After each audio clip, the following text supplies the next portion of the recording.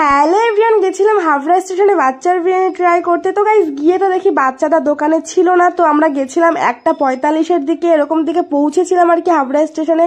আর দাদার তো স্টেশনের পাশেই দাদার দোকানটা। তো গিয়ে আমরা ফোন করলাম দাদাকে, দাদা তুমি একটু আসো। দাদাকে আমরা আগের থেকেই ফোন করে গেছি, তো গিয়ে দেখি দাদা নেই। তারপরে আবার ফোন করেছি, তারপরে দাদা আসলো, কিন্তু এসে আমাদেরকে পাইনি। আমরা ভাবলাম যে দাদা যখন নেই, বাচ্চাটা যখন দোকানে নেই, তাহলে জ্যোতিদির দোকান থেকে ঘুরে আসি। তো সেই টাইমে দাদা এসেছিল, তারপরে দাদা আমাদেরকে না পেয়ে আবার চলে গেছিল। তা আমরা আবার বাচ্চাদের দোকানে গিয়ে আবার বাচ্চাদেরকে ফোন করলাম, তারপরে বাচ্চাটা আসলো। তো গাইস উনি বাচ্চা নাম হলে ওনার, আমার থেকে বড়, তাই আমি দাদা বলছি। আর এই জলের বোতলটা হলো মাত্র 5 টাকা, মানে 500 ml এর জলের বোতল, এটা 5 টাকায় সেল করছে। কারণ কি দাদার যেহেতু বিরিয়ানির প্লেট হলো 75 টাকা, তো ওই 5 টাকা দিতে অসুবিধা হয় বলে দাদা এই ব্যবস্থা করেছে, সবার কথা মাথায় রেখে। জলের বোতলটাও কিন্তু একদম ঠান্ডা দিচ্ছে। তো এখানে আমি মাকে বলছি যে মা তুমি যাও, গিয়ে বসো, আমরা আসছি, এই নতুন হাঁড়িটা তুলবে, এই ফুটেজটা নিয়ে তারপর আমরা যাচ্ছি। তো এই যে এখন নতুন হাঁড়ি চলে এসেছে। না, একটা হাঁড়ি শেষ হতে 2 ঘন্টার ভিতরে এক হাঁড়ি শেষ হয়ে যাচ্ছে, এরকম একটা ব্যাপার। আর এক একটা হাঁড়িতে 75 প্লেট করে থাকে আর কি। তো বাচ্চারা বললো যে কাকিমা তুমি একটু বাইরে যাও, দোকান ঘরটা একটু ঝাড় দিয়ে নি, তারপরে তুমি বসো। তারপরে মা বাইরে চলে আসছিল। আর এটা হলো বিরিয়ানির হাঁড়ি।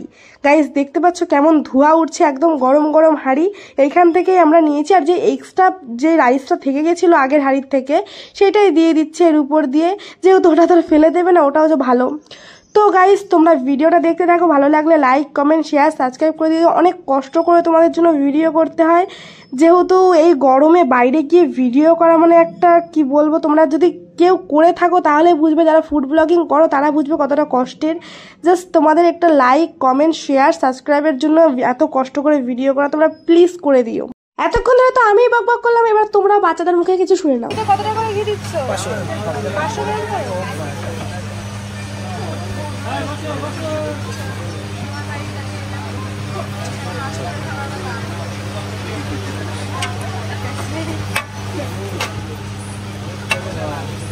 গন্ধ বেরিয়ে গেছে ওটা।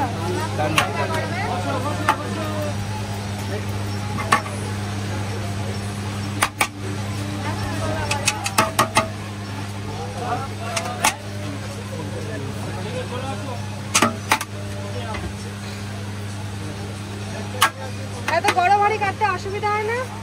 অভ্যাস হয়ে গেছে।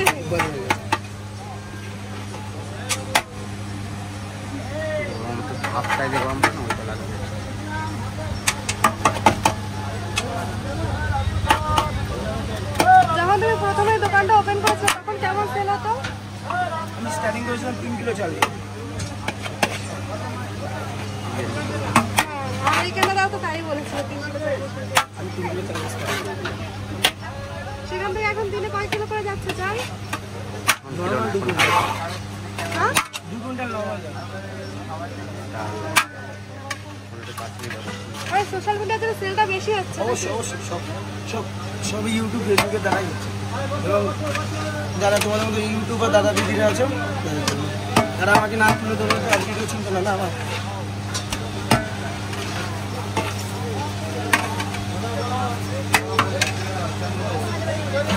তাহলে আমাদের মতো জায়গাটা হবে না হলে।